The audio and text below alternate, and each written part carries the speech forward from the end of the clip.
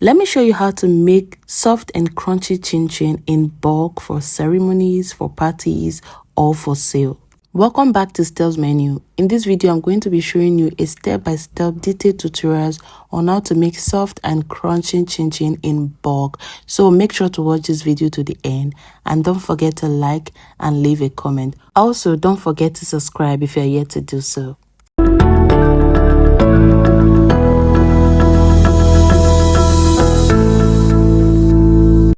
I'm making this chinchin for a reception of 200 guests and I'm using about 4 kg, I'm using 4 kg of flour for this.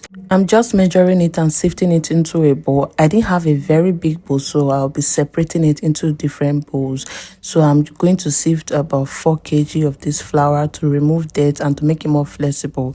It is very important to actually sieve your flour. Sieve it is very important. It will make it flexible and it will remove any form of dirty that is in the flour. Some flours can be very dirty, so you have to sieve properly. So this is just about 2 kg, 1 kg each in those 2 bowls. I'm adding 1.5 cup of sugar to each kg.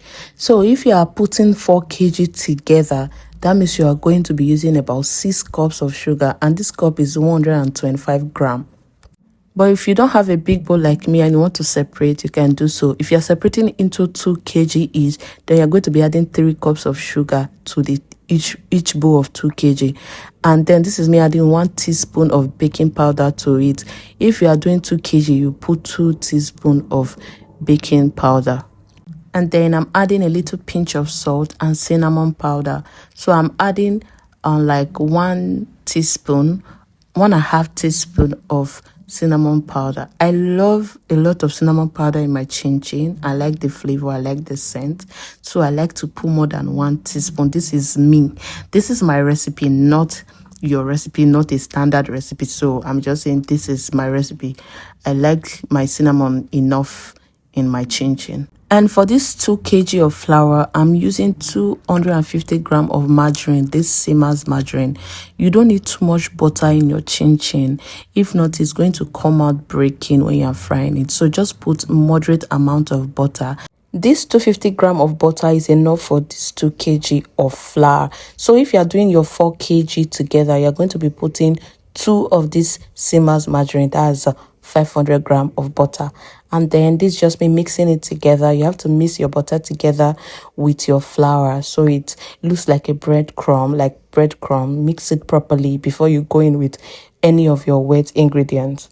So this is me making a hole in the middle of the flour so I will have space to go in with my wet ingredients. And for this 1 kg, I'm putting just 1 egg. Yeah, if you want to put 2, you can, but I'm putting just 1 egg and going in with 2 cups of milk. So you can add as you mix. If you feel it's too strong, you can add some water or extra milk as you mix it, but don't add too much water. So it's best you add it little by little so it doesn't get too strong or too soft. But the consistency that you need, it should be a bouncing dough consistency, not too strong, not too soft, and it shouldn't stick to your hand. Yeah, it shouldn't stick to your hand. Mind you, my hands are clean and the surface is clean as well. So I've cleaned the surface and I've washed my hand. This is how I like mixing my dough because it's more convenient like this. After mixing it a little in my bowl, I bring it out to my work surface and just mix it like this as though I'm kneading it. Yeah, just knead it for a little bit of time till it comes together like this. Everything should come together like this. But if you want to mix in your bowl, you can, but that would be too stressful. You're going to get stressed like that. So it's better you just bring it out to a flat surface where you can knead properly. You can see the consistency. It's bouncing a little bit. When you press it, it should bounce a little bit, but it shouldn't be too strong or too soft. The next thing I did was cut my dough into sections so I can roll properly. You can cut as big as your hands can carry, but I don't want too much stress. So I'm just cutting it a little bit small so I can flatten it properly. If you cut it too big, you're going to use a lot of energy to roll this. But if you have your chinchin machine, you can use that to roll it, and you can even use it to cut your chinchin. But I'm just using some rolling pin, and then I'll just flatten it the regular way. This is how to flatten. You have to flatten it till maybe it's like a 2 inch higher, be what's it called, is it 2 millimeter, be whatever. It shouldn't be too thick and it shouldn't be too thin as well. Don't make it too thin. Something like this is just perfect. Then trim out the edges so you can get a perfect square cutting.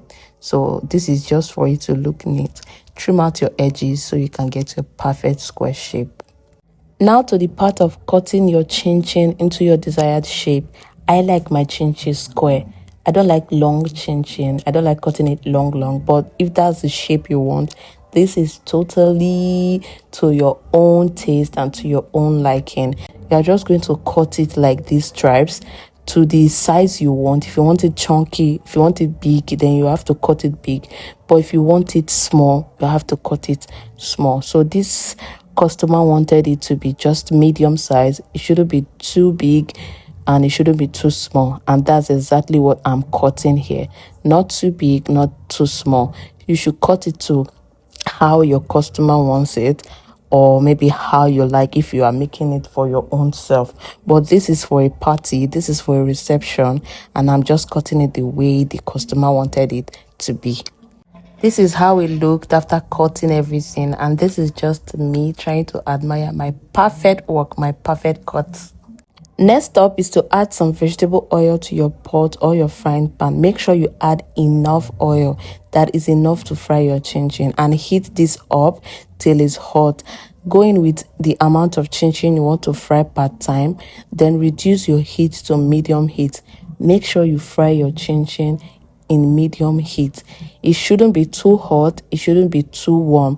If it's too low, if your heat is too low, it's going to soak up oil and your chinchin is going to break and look very greasy.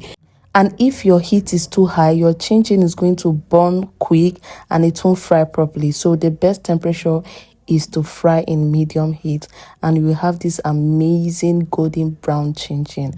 No burn, and it's not soaked, did not soak any oil. Just fry till everything is ready. This is the amount of chinchin 2 kg of flour gave me. Remember I told you I made use of 4 kg of flour. So this is the first half that I made, but I'm not showing the process of the other one. So you already know how to get your chinchin right, how to the number of ingredients, the quantity of ingredient rather, you know it. And then I told you I was packaging it for 200 guests. So I have this plastic that I'll be using to package it.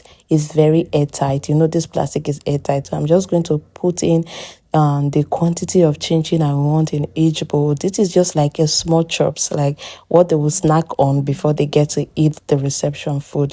And I'm going to cover it with the container, and this is airtight, so it's not going to get soft.